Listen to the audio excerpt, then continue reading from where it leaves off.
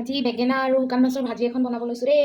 আপোনালোকক দেখাইছোঁ আৰু বেঙেনা আৰু শুকান মাছ কম্বিনেশ্যনটো বহুত ভাল, টেষ্টি হয় খাবলৈ। আপোনালোকে খাই নাই ক'বচোন দেই। এয়া গৰম তেলখিনিত মই মাছকেইটা অকণমান ফ্ৰাই কৰি ল'ম প্ৰথমতে।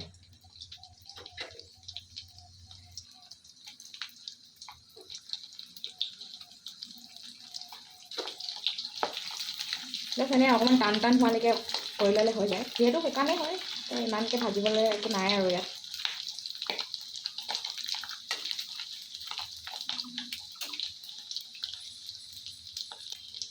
হৈ গ'ল, উলিয়াই ল'ম দেই এতিয়া।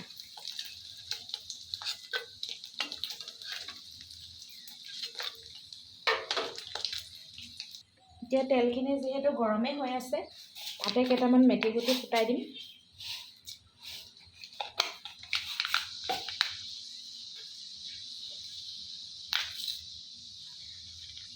এতিয়া ইয়াতে আমি বেঙেনাখিনি দি দিম।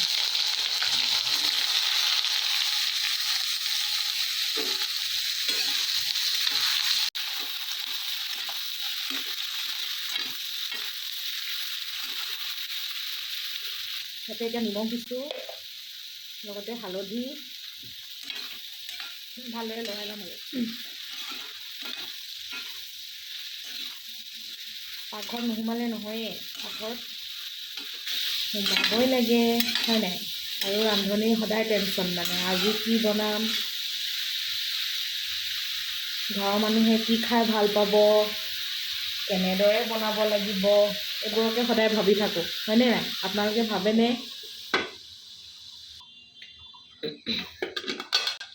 প্ৰায় 2 মিনিটমানৰ পাছত ঢাকনখন উঠাই মই চাই দিছোঁ।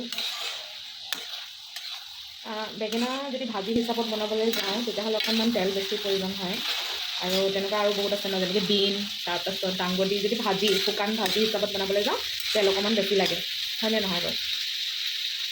এইখিনি এতিয়া ঢাকি থৈ দিওঁ, অকণ পাছত ইয়াত আদা নহৰু দিম আৰু। তাৰপৰা এতিয়া ভাজিখিনিৰ পৰা তেলখিনি দিম মানে ধৰিছে আৰু। এতিয়া আদা আৰু নহৰু খুন্দি থৈছিলোঁ, জলকীয়াও খুন্দিছিলোঁ দেই। খালি এটা কথা হ'ল মানে জলকীয়াবোৰ অকণমান শুকাই গ'ল যে ভালকৈ খুন্দ নাখালে। আপোনালোকে তেতিয়া নেহাঁহিব দেই।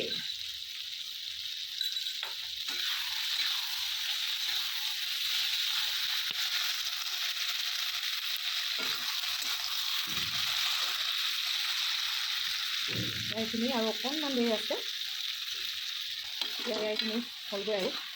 ইয়াতে এতিয়া ভাজি থোৱা মাছকেইটা দি দিম। বেঙেনাৰ লগত শুকান মাছ খাই পাইছেনে? মোৰ ৰেচিপিটো কেনেকুৱা লাগিলে বাৰু? ৰেচিপি বুলি নকওঁ আৰু, মই বনোৱা ষ্টাইলটো কেনেকুৱা লাগিলে।